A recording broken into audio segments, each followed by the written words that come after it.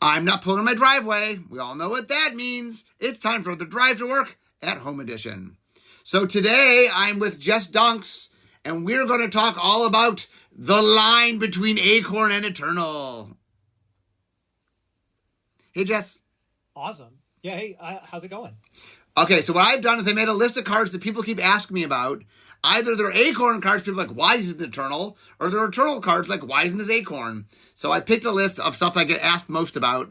So you and I can chat about why exactly it was, how it ended up where it ended up. Sound good? Sure. Yeah, that sounds great. I'd love that. Okay, first up is Animate Object. So 4 and a blue sorcery. You get 7 tickets. Choose an inanimate object you own from outside the game. Put a power and toughness sticker on it. You may also put a name sticker, an art sticker, and or an ability sticker on it. Put it onto the battlefield as a creature. Okay, this is an Acorn card. Why? Right. Why is this an Acorn card? There are a couple of reasons it's an Acorn card. One of the main reasons is this brings some unknown object into the game. We aren't a huge fan of that. You could point to some older cards that do that, like Goblin Game. We don't really do that anymore in traditional Magic. A Goblin Game tells players to hide some number of items. But in addition to that, it's just hard to define what this creature is and how the stickers apply to it and things of that nature. In retro, we actually tried to make this one not Acorn, if you remember. I'm sure you do. I do. We tried to make this one not Acorn, and basically what it came down to is that the words needed to make this card not Acorn ended up really long and confusing in a way that I don't even think it would fit on the card. And my memory might not be serving me here, but it ended up being something where it's like, this is not really where we wanted to go with this card. Yeah, the reason this was, more than anything else, this was Acorn because how we could template it as an Acorn card versus how we would need to template it as an Eternal card, we could just put it in such simple English on an Acorn card. Right. And we didn't even know if it would fit in Eternal, but Matt, the editor, begged me. He goes, please, can we just make this an Acorn card? And so we did. So it's a good example where it's possible to do it as an Eternal, but, right, it requires a lot more words and has a lot more issues, and it would be much more confusing what it did. So that's why this ended up Acorn. Okay, next one is one that I was most shocked by when you said it was Eternal. So it is called Exchange of Words. So 1 blue, Oh, yeah, okay. enchantment. When exchange of words enters the battlefield, choose 2 target creatures. For as long as exchange of words remains on the battlefield, exchange the text boxes of those creatures. Now, Right. in Unstable, I, for the first time, stole like text boxes and stuff. And so I thought that was clearly silver border. But you said, no, we can do this in Eternal. So what's going on? Yeah, well, we can do it in Eternal. The thing about exchange of words is it's doing a very specific thing in a very specific way. We wouldn't be able to do text box stuff, at large. If you wanted to make a whole set where the main theme is doing stuff to text boxes, we might have to have a discussion about how it's a pretty narrow line on what you can do. But the rules changes we made for exchange of words, and there were a couple, basically just defined how it works when you have a text changing effects that swaps these two sets of text boxes. So we basically said text box has this particular meaning in the comprehensive rules under the hood, and it could be swapped. And this is a really good example of cards where the rules for it, when we started talking about it, the rules didn't really quite cover it, but it was relatively easy to make a couple of tweaks to say, yeah, maybe we can cover this. And the text on the card, I think, is fairly straightforward as to what it does, and players understand it without needing that extra rules package to be on the card. Yeah, that's another thing that's important to understand is for normal Magic, we make cards that don't work in the rules all the time. It's a question of, can we make them work in the rules? Not like a lot of the stuff we make doesn't work because the rules have never done it before. So clearly there's no rules for it. Yeah, that's a conversation I have every day when somebody is like, can we do this? I'm like, well, yes. What do we want it to do exactly? And let's figure it out. A little off topic, but I just, that's one of the things I enjoy is when people say, does this work in the rules? It's like, well, not yet. No, but we can do that. Okay, now we'll get to a card that has a little trouble working in the rules, but players really think it works. Far Out, 2 and a white, enchantment. Rather than choose the indicated number of modes for spells and abilities you control, you may choose 1 or more modes. You can't choose any mode more than once. So this is one of the cards I get asked most, like, why can't we do this in a non-Acorn? So why can't we do this? So the reason we can't do this in non-acorn, that there are a few cards that currently exist that have modes which are mutually exclusive from one another. What that means is they literally can't be applied at the same time. You can't choose all of them and have it work. A great example of this is Outlaw's Merriment, which each mode lists a set of characteristics, including a power and toughness, and then it creates a token with those characteristics. And the game rules can't handle an object having more than one set of power and toughness.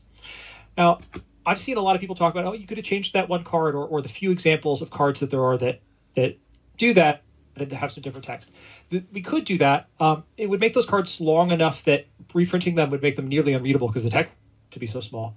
And also, that's design space we would be locking ourselves off from in the future. Part of our job is to make sure we're making sure we can continue to make lots of fun Magic cards. Yeah, that's something that people have to realize is there's a lot of future proofing when it's not just a matter of can we do it, but if we do it, what does it prevent us from doing in the future? And that's an important thing to think about. Right. Well, the other side of that, too, is we try really hard. There have been exceptions in the past. We try really hard not to say, okay, well, we made this new card that we want, so let's go change cards we made in the past in order to make it work. We want old cards to do what they say on them. Yeah, we got to be very careful with that. So, okay, next up, Goblin Girder Gang. 3 in a red for a 0/4 Goblin employee. It's a creature. It's got reach. Whenever you roll a result not stored on Goblin Girder Gang, you may store that result on it. Oh, I'm sorry. I just realized it's the wrong card. I meant Goblin Blastronauts. Sorry. Goblin Blastronauts. Okay. That's the card I meant. Sorry. 3 red, creature Goblin employee, 5/4. When Goblin Blastronauts enters the battlefield, open an attraction. Whenever you roll a 6, you may copy the spell, ability, or attraction visit that caused you to roll that die. You may choose new targets for the copy. I apologize. I confused my goblins. Goblin Blastronauts is the one we had to make acorn. And a lot of people are like, why? Why does this have to be acorn? Goblin Blastronauts is trying to do something where it's copying the ability that caused you to roll a die, and it's a triggered ability. One of the issues here is there are a couple of them. One of the issues here is that you're rolling the die as part of the resolution of that spell or ability. As you finish casting it, nobody's responded, encountered it, and now we're actually taking all the steps to do it. Then, after you're done with that, the trigger ability goes on the stack and tries to make a copy of that spell or ability. And the numerous ways that we make die rolls in Magic and choose targets for things and so on, then the timing of Magic, those things just didn't work to actually let us make this thing work that way.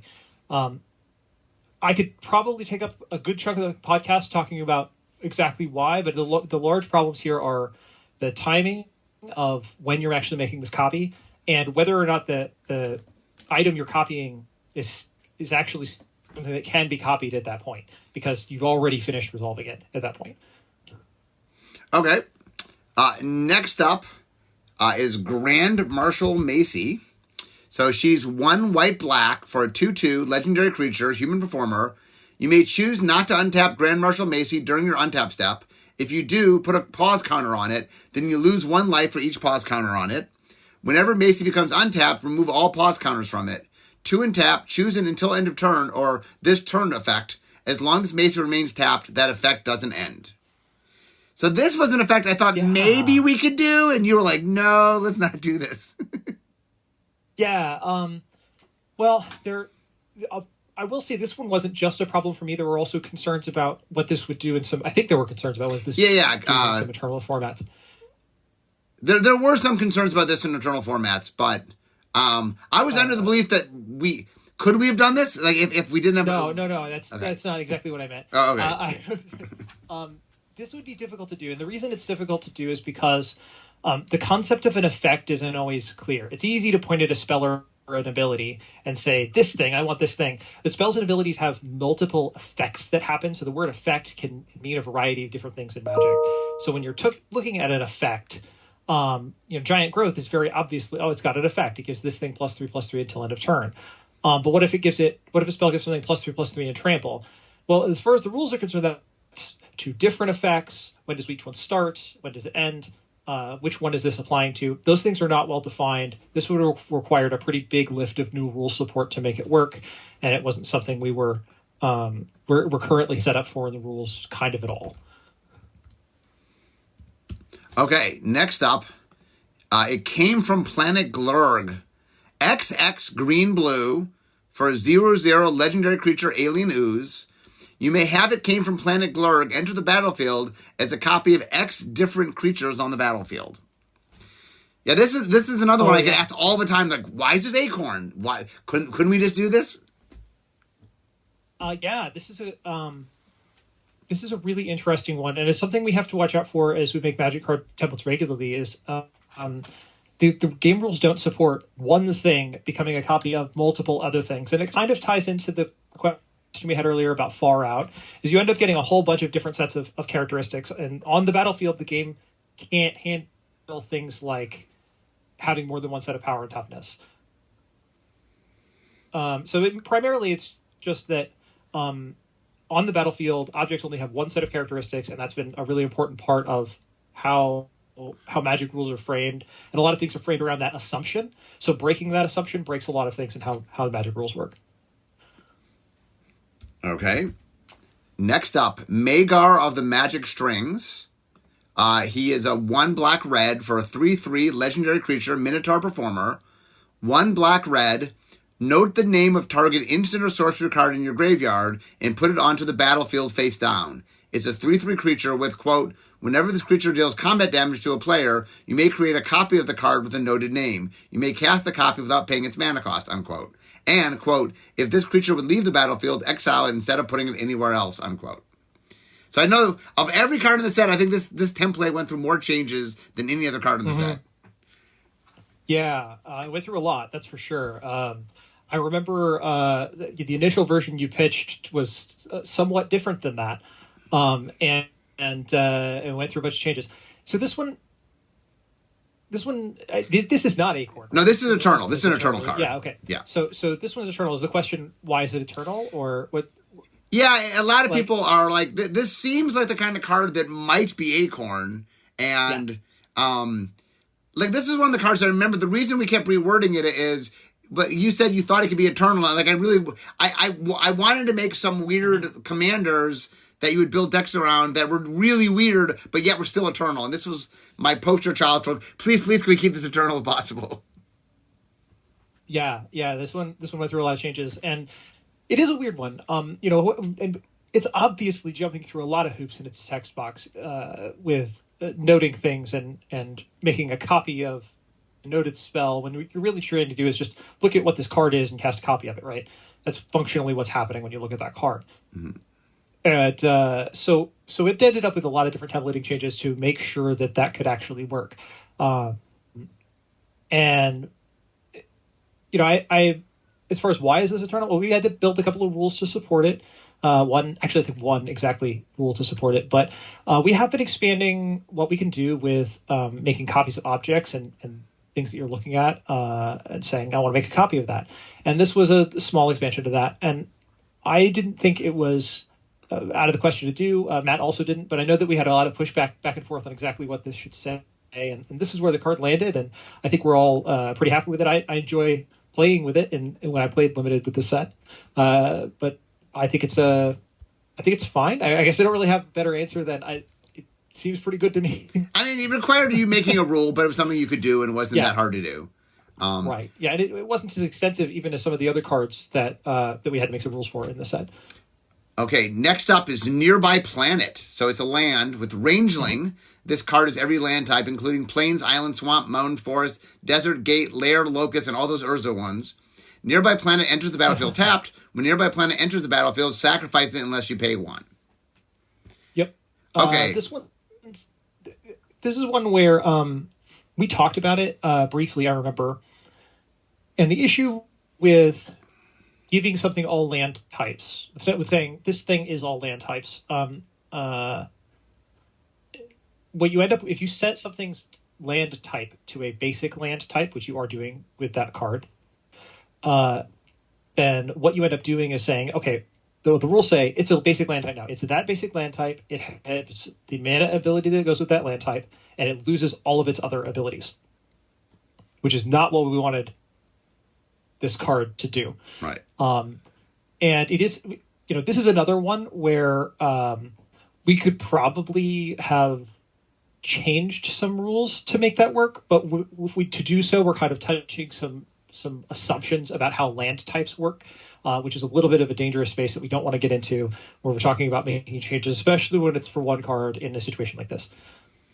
And another big thing about this particular card was, so Carmen was the one on the team looking at, she's a play designer, Carmen Handy's a play designer, and she was making comments about how there are some scary things about this for Legacy, so we also wanted to be careful. So not only were there some slight rules issues, but probably it was more the worry about Legacy that made this acorn than anything. Yeah, I mean, it definitely has rules issues. I remember us talking about it briefly, talking about the rules issues, and I don't think that one came up again because we spent a lot of time talking about some of the other cards that are on this list. Yeah. I think Carmen really said she didn't want to see it in Legacy, and it had some rules issues, so we're like, okay, fine, let's not push this. Fair one. enough. Okay, next up, Scooch. 1 in a black, instant. Add or subtract 1 from target creature's power, target player's life total, or target die's roll result. Draw a card. So this is one I get asked all the time. This is an acorn card. Why? Why is this an acorn card? There are only certain things in Magic that we can target. You can target objects. Let me rephrase that. It's true, but you can target creatures on the battlefield, permanents on the battlefield, cards that are in other zones. You can target spells and abilities on the stack, and you can target players. You can't target things that aren't any of those things. So you can't target a counter on a creature, for example. You can't say move target counter from one creature to another. You can move a counter, but you can't target it because it's not one of those objects you can target. This is also true for die rolls and dice. You can't target a die, and you can't target the roll of a die. That's not a game concept that the rules recognize as an object that you can target. So there wasn't a way that we could structure this card that still referred to that thing and was able to target it and group it in with the other things and say change this die roll. Yeah, another thing to keep in mind is this is a modal card with 3 effects. We wanted the 3 effects to feel connected, and what we would have to do to write it would make them feel like 3 random things that have nothing to do with each other, and that was the card would just be inelegant.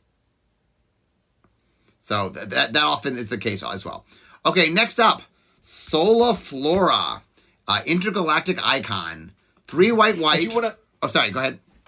No, I want to clarify. You said it's a modal card, and you mean that in the sense that it has more than one. Sorry. It's not. You're correct. No, it has multiple things you can do. It's not technically a modal card. It's a good call. Yeah, just because we were also talking about far out, I want to be clear about the distinction there. Sorry, please continue. Sorry, for the longest time in R&D, we used modal to mean multiple choices, and then the rules officially made modal mean something, and it's just old habit of calling something. It's old slang. People still do say this is modal, and what they mean it has choices, and the definition is Okay, so now Sola Flora, intergalactic icon, 3 white, 3/3 legendary creature, human guest. Auras and equipment you control attached to Sola Flora, intergalactic icon, affect other creatures you control as those auras and equipment were attached to them. Counters and stickers on Sola Flora affect other creatures you control as those counters and stickers were on them. So she's an acorn, and this is another card I get asked, why? Why can't we do this?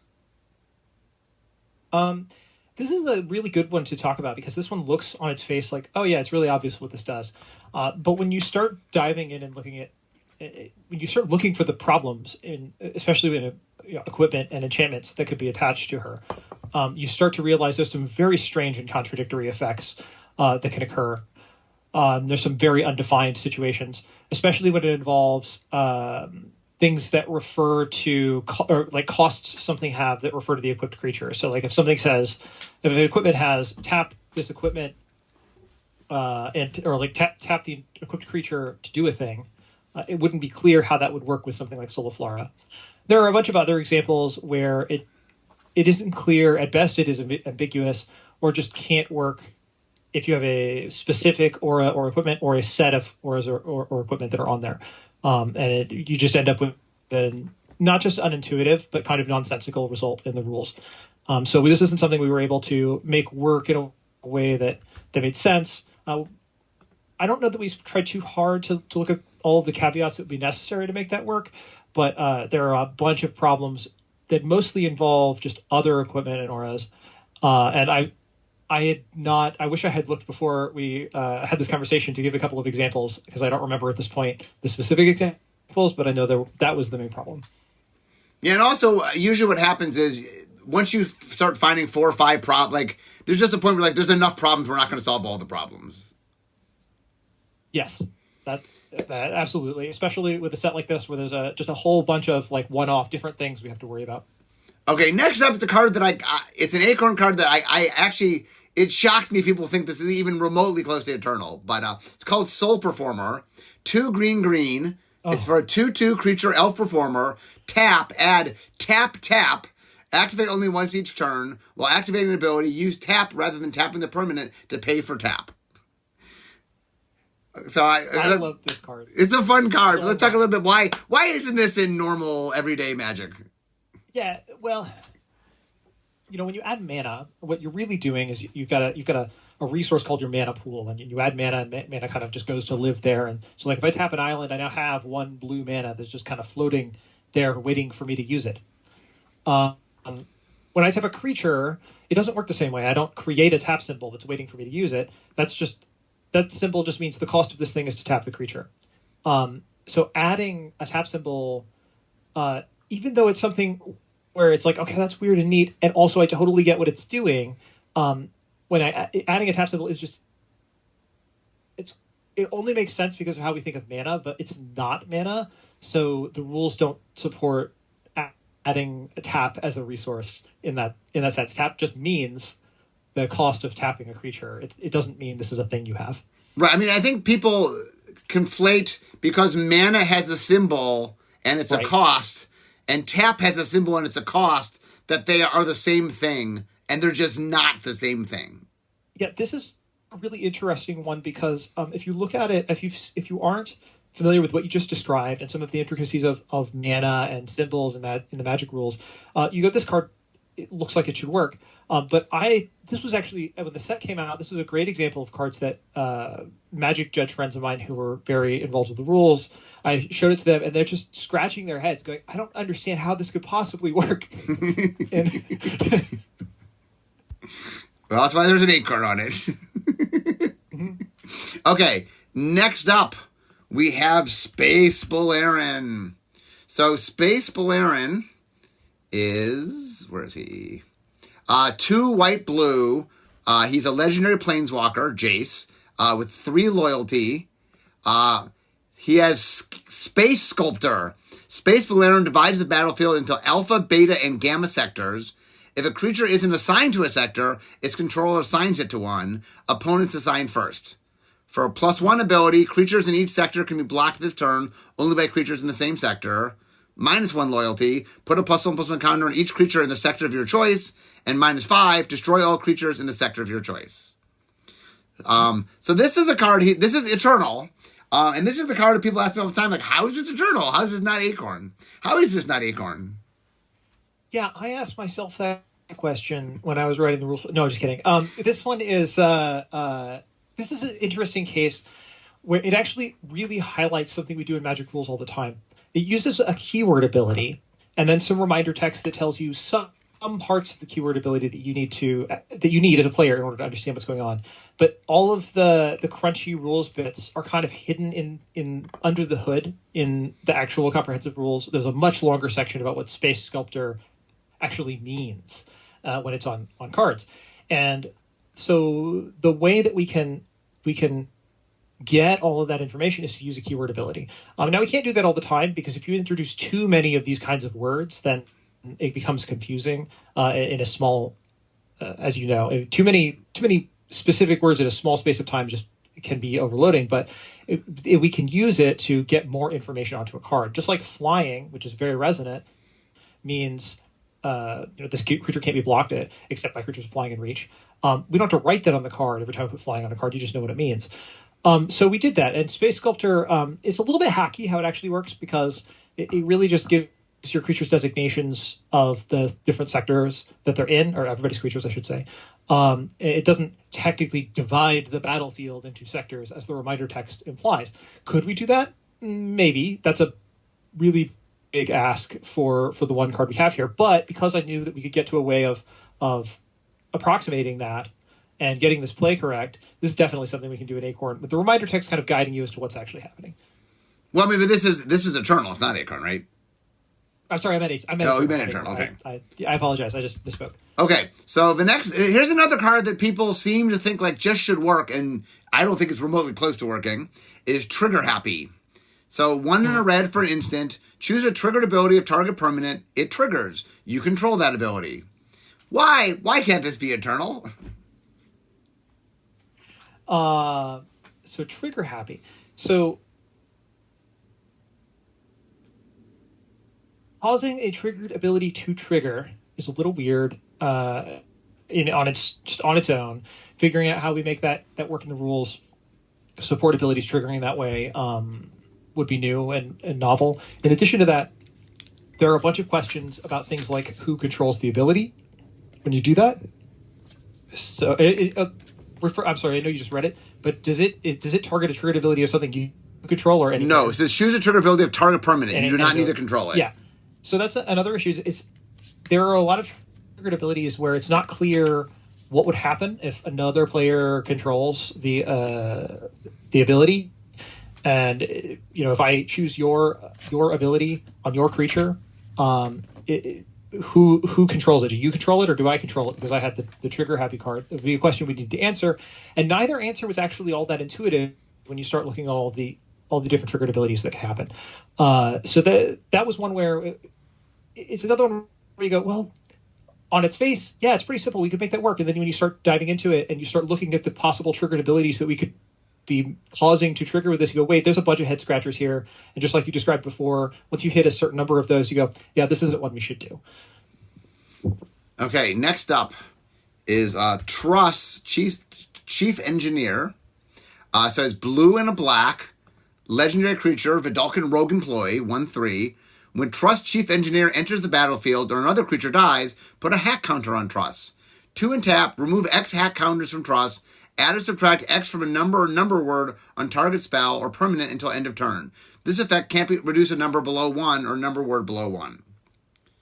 Mm-hmm. So this is an Acorn card. Now we do Sleight of Mind, where we change color words, and Magical Hack, where we change land types. Why can't we change numbers? Number words, changing number words is one of those where this one's a little more complex. Just in general, we try to avoid text changing effects for a variety of reasons. I know we allow exchange of words, but text changing effects have some weird issues. But number words are also weird because of localization issues. Sometimes the subtracting a number word doesn't look like it works the same in another language as it does in English. So I think that was part of the issue there as well. But we just try really hard to avoid the distinction of number words in Eternal Magic. And I don't recall the specifics of that conversation, but I remember that being the reason that we couldn't do that is, well, this is number word is not a place we want to go. So could we make a card? Could an Eternal card change not number words, but just numbers? Could it do that? Well, then we get into the same problem of we get into some similar problems. I mean, that's something we could potentially discuss, but I feel like here's the thing. Sometimes this will happen where I'm currently drawing a blank on why this was an issue. I'm being honest with you, but I remember it being an issue. So there's a very good chance that I'm going to think about it 10 minutes after this podcast and be like, oh, right, here was the reason. I apologize for not having that in front of me at this moment. But that happens a lot when I'm discussing something where I'll go, oh, yeah, maybe we could do that. And then I'll message somebody a few minutes later and go, nope, I found the thing. Here's the reason we can't do it. Okay, we get to our last card today. And this is an interesting one. Tug of War. Oh, yeah. 4 and a green, sorcery. Players play a sub-game starting at 5 life and with up to 3 permanent cards with different names from their main game library on the battlefield. As the sub-game ends, the winner chooses one of the cards they put on the battlefield as the sub-game began and puts it onto the battlefield rather than shuffling it into their library. This is an Acorn card. Why? Why is it an Acorn card? Why couldn't we do this in Eternal? I mean, there are a couple of templating tweaks that if you wanted to do it in Eternal, I would suggest. But the truth is, we can. Subgames already exist in Eternal. Shahrazad is it's not legal in most like tournament formats, but subgames are already supported by the Magic Comprehensive Rules. And in fact, I remember you asking me several times. Several's not the right word, but I remember you asking me once or twice, "Hey, we can do this, right? This is Eternal legal." Yeah, actually, subgames are totally fine. This requires fewer changes than anything else. But it turned out that there were other issues with subgames as a whole, and you might have more information about that. But the rules are concerned, subgames are fine. Yeah, the interesting thing about this is this was an internal card in our when we went to the slideshow where we showed the rest of Studio X the cards, R&D the cards. It was Eternal, and it was literally the number one comment I got from the slideshow was, "What in the world is this doing Eternal? This should be Acorn." And what we found was the vast majority of people just it felt like it should be Acorn. Like, yes, it worked in the rules, but that's not the only determiner. Part of it is it can delay tournaments. There's a lot of offshoots of subgames. But the biggest issue was kind of a feel thing. Like, it didn't feel right as being Eternal. But it's a good example where you were not in any way, you gave the thumbs up, I made it Eternal, and it changed not because of anything with the rules.